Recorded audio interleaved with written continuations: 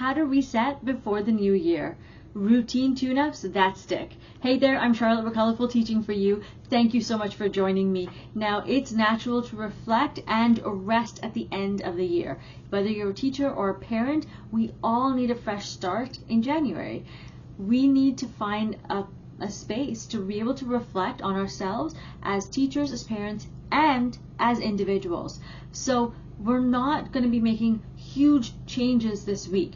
The challenge here is actually to allow this year to progress, to be able to, because real life tends to get in the way. So it's hard to keep track of our goals and to make them stick.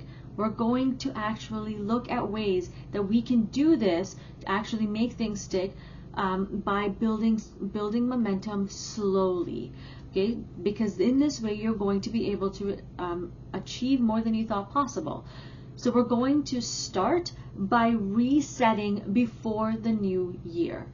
And we're going to do this in taking small and consistent steps. So we're going to actually start this new year off with a bang, but starting with a slow, small bang. And if you're looking at ways to help your children as well during this time of the year, I highly encourage you to check out the link in the description where it says full episode and go to the introduction because there are resources for your kids to work on this as well. All right, let's get started. I've got 3 parts and each of them have different sections as well. So the first one is what's working. So before creating any new goals, because I know our instinct is to create a new goal and to see if we can get through it, but that's not going to work. So before we create any new goals, we're going to look at our current routines, and I want you to think about the following 3 questions. The first question is, what goals did you achieve? So this past year, what goals did you actually achieve? Doesn't have, I don't care how big or small they are, just write them down or think about them. I prefer writing though. The second one is, did you create any new habits? And if so, which ones worked and which ones didn't work? And also the third question is, which goals did you want to achieve but weren't able to do so? Okay, write about all of those 3, journal about them. When you've had a chance to process all of this, then and only then move on to step number 2. So if you're watching this video, pause right here, work on the first section, and then come to the second. When you're ready, let's move on to step number 2, which is build momentum.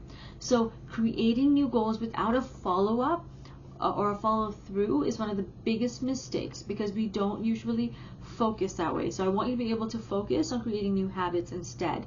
So let's look at the first one is create. I want you to create one new habit, just one, not multiple habits, which is one of them. Like maybe I want to drink more water this year. And when I say more water, maybe I want to drink 6 cups of water because maybe I drink only 2 a day, so I want to increase it to 6. I want you to keep it as clear and specific as possible. And then I also, number 3 is, when you achieve it, what are some small wins along the way that you can give yourself to celebrate your achievement, because you want to be able to motivate yourself to keep going. This is just a small habit, but depending on your habit, it might just be too much. So you might need to break it down and then say, okay, well, I'm going to get along this journey, I'm going to give myself these small wins. And I'm going to celebrate these small wins here, okay? Step number 3 is create visuals. So in order to make these habits stick, you need to be able to have reminders set in place for yourself. So number 1 is post visual reminders in places where you're going to be able to see them. So if you're at home, perhaps the bathroom mirror, because when you're brushing your teeth, you may be able to see them on your bathroom mirror. This is just one option.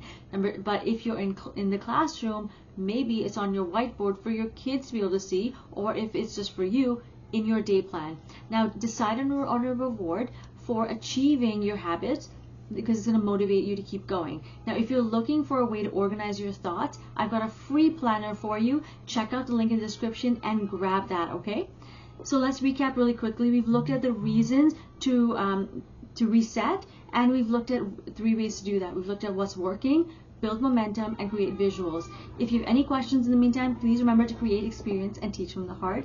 Remember to send me a message. Take care, and I'll see you again, same place, same time next week. Take care. Bye.